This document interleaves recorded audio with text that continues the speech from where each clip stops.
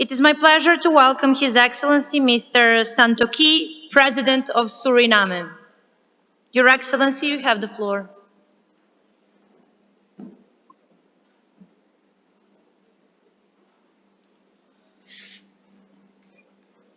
Thank you, Madam Chair. Leaders of the world, good morning. We have gathered again to demonstrate that collectively we can achieve and set out a path towards sustainable development.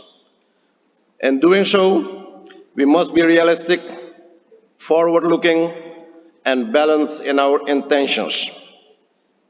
We must be realistic because by signing the Paris Agreement in 2015, almost the entire world agreed to keep the expected rise in temperature well below 2 centigrade and preferably below 1.5 centigrade.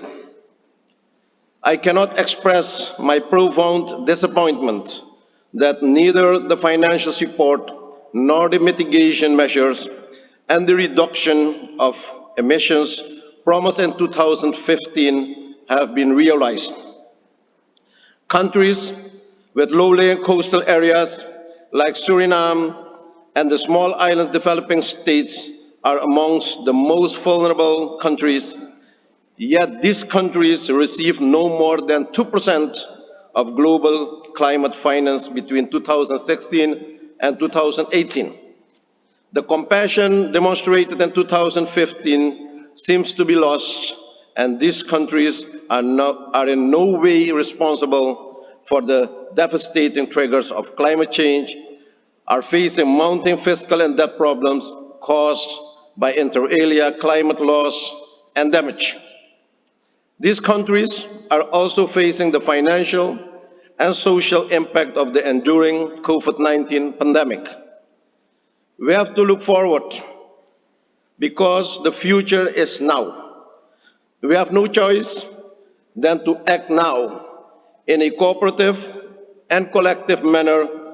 Only by working together we'll be able to face the challenges of climate change. The people and the private sector have embraced the objectives of climate mitigation and adaptation policies. There is widespread support for the transition towards a green economy. Let us agree on the mechanisms that will support countries, especially the small island developing states and the country with low-lying coastal areas like Suriname in making this transition. We must be innovative in our thinking. Our dreams of carbon emission reduction will not just happen because we want it. We will need to continue investing in developing carbon reduction, end-user products, and more cost-effective carbon removal technologies. We must have also a balanced approach because we must recognize the different levels of development in a historical perspective. We see double standards creeping in our thinking, whereby those who have already benefited from carbon-driven economies would like to prevent emerging economies to lay similar foundation for the political stability, social development, and economic prosperity. We also must realize that all the good intentions will mean less or nothing if not underpinned by new concessional financing. Existing financial instruments must be reviewed regarding their efficiency and effectiveness. Suriname is a carbon-negative nation during difficult times and many temptations.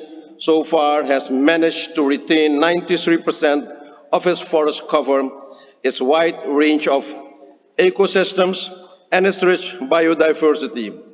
And we remain committed to maintain this commitment, as we have demonstrated by endorsing the Glasgow Declaration on Forests and Land Use.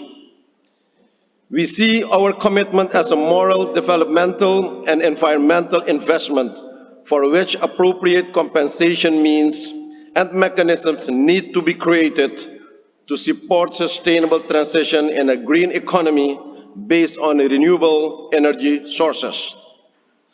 Our ambitious NDCs identify 4 sectors that generate 70% of Suriname's emissions, while at the same time they generate most income for the people of our country. Madam Chair, Suriname, being one of the few carbon-negative countries in the world, has taken bold steps to identify mitigation and adaptation measures to build resilience to counteract this effect of climate change and to reduce emissions while continuing to conserve our biodiversity and strengthening sustainable forest management. We hope that the world recognizes our efforts and support us while we create a new architecture of green development where nature and modern development exist in harmony. Suriname remains committed to the Paris Agreement and with its limited means will continue to protect and preserve and maintain our forests and biodiversity in a positive and balanced manner. Madam Chair, we expect the same commitment for all those gathered here today and those who are not here. Our decisions and commitments must be global, forceful, trustworthy, but above all, realistic and supported by political will and financial means.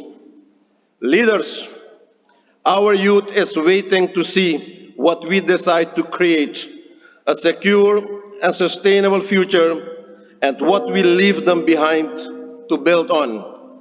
No doubt, an enormous task, but we owe it to this and next generations, and with collective will we can save the world. Let we express leadership, let we take responsibility, and let we make the difference to save our planet. I thank you for your kind attention. God bless you all. Thank you. Thank you, Your Excellency.